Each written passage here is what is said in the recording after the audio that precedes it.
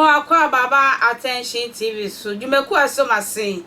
e me na wie me gina me nan so e Queen University Foundation ehwe inyanka mobro wa ihisia omo enibi omo papa omo mukrum awu adwo ma chese obo bra na be ma kan okrete se na be man oni ho aya na asetren aye dem panti Queen University Foundation afatu no se o de sankrofo e ha obe ne ha e de omo dadwen so ayo modadwe nti Queen University jane na so ebo ahwefo ne etiefo nka e de adesrede etu etiefo anim se wo ho na se wukita sa akoma bi osrewa be so na se na eye November onko sra na so onko hwe sa ankrofo na osetrem na onfa ne makakra nko ne obenya bia misro Queen University Foundation 0548302985 0548302985 na ye nko hwe sa ankrofo na nyankopon enhira ebeba oso pa ebeye abounded just a wudwene ho a onti ase ye call ye mama evangelist mama Pat prophet evangelist or sign reverend mama Pat na share ya na nansen crofo keka crofo keka e de mama ya tunanum se o de ni junior pastor hihye na church o we ni todwe na wate we de o si abrusu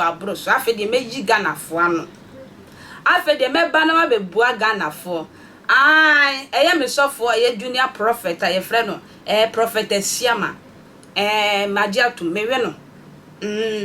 we eye control nkokra o ma na wi o mmrantie no ohun enti mama Pat say o be starting na me adwuma 2 years ne eye ne kunu aka ne kunu twetwo mutwo eye pastor oduro na o de na ato no so pastor Eric na o de kawashe ne say me kunu 2 years papa ye nsi aso dem order.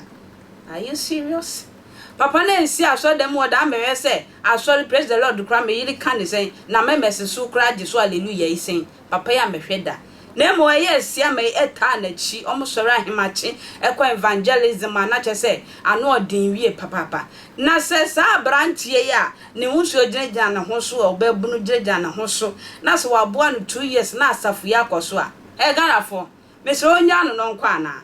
debi ono ankasa ba wi na de ekirekire mo ase Asiama sabe Asiama ho bakra o feel good o say baby akoye say who say yes be ma ho ba who say be ma ho ba na pastor Dro dey say budin onke kan o kra ma who say sebe ne tadwe ehye ayi oba ahemfie say budin mummunum no ti say bia ye bu ato ho enke kan ho na Asiama de sebe o twi na o ma na ti ase yie o ti de ne ho ba Asiama ho ba o ma ho se ne ho ba feel good se ne ho ba nti abrantie we onya ne enya ne china yes ono anka say chino awa no ono anka be Asiama no ono anka say awa no ma o de na ye nyame adwuma no no sabi onjimi ye na waja Asiama na sorry ai den akogu misro he kote ye nua ba mama Pat emra madam ho ba to angel Bema what thou soon and who or he smiled to you. Are you okay? Are you okay? I love you. Are you okay? What's here? And when I watch the atmosphere when I watch the atmosphere that was a me to me engaging angel. I was when I was to school them going to answer. Abrantie mu wo gina wa boa ma asore de entre 2 years ni bema menene te 1 2 9 asore dem ho so oba ba ja asore na ye na obi abrantie gina sori mu 2 years ye menini mienu na ye ko evangelism aboa na ba bia dru de den ma me nkire no nwale no minya na ma ne ko asori no ho na be ye uni twase bi mimini munyansa ho minya chimifo share minya chimifo I will sacrifice myself for the church because God says he will build his church. Mama Jimmy ya muni munyansa ana mutimi trase mamu nsorigu na ne omo ponche Asiama na Asiama kwa asori no wane baye asori ne ya mutu 3.3 ya mutu anu na me trase di na me se da bi ma me ntam medoyi na me ntam fama Asiama adwa say over 10 years old over 20 years old over 1 years old me se ma tam medo no me dia ma no onfa for the sake of the church. It is a mama story to be and Pastor and Angel Asiama Abafia and Wakoyi Pastor Eric Belt and then entire DB and almost and Mosaday and Pastor Eric saw Angel Asiama Kwachi ena Agradaa di woma fu akọ bo Pastor Eric ena Meba Clinton de ben kramai chain abe bono ena Pastor Eric da hospital. Oh abusua mo didi me ho but mo nidi me ho kwan papa so Jimmy for no be class asem no owie ye no oto ni nkuo wa the one jing abedi agoro asem enim asem anya no kore obema watu ofri me fie me ne ja wale 1 month ni onti me fie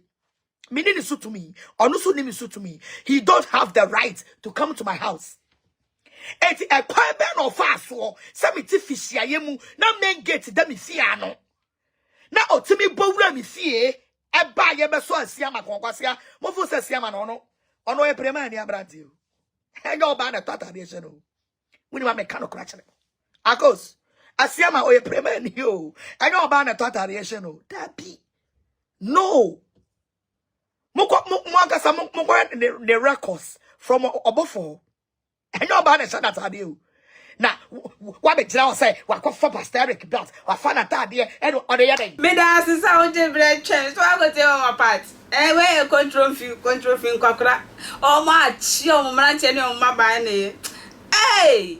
mama part so no achi na ade ayo mama part are you serious and ya we ye serious pa Ghana for oh wo comment bi a me so fabra comment section ho no ye be kan wa kama na asem we die anu aye de na me kan say oba tampa travel and tour express consultancy for na eso mase amede sa dwumadi ebro kama